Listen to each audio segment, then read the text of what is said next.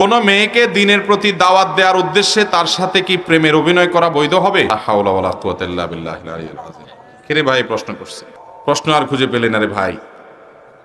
দাওয়াত দিবে যে একটা মেয়েকে দ্বীনের পথে আনবে, এটা তো ভালো কাজ। আর তাছাড়া দাওয়াত দেওয়ার জন্য প্রেমের অভিনয় করা লাগবে কেন? এটা তো মতলব খারাপ মনে হচ্ছে, পদ্ধতি খারাপ। কোরবানির উদ্দেশ্যে গরু চুরি করা জায়েজ হবে? কোরবানির উদ্দেশ্যে গরু চুরি করলে জায়েজ হবে?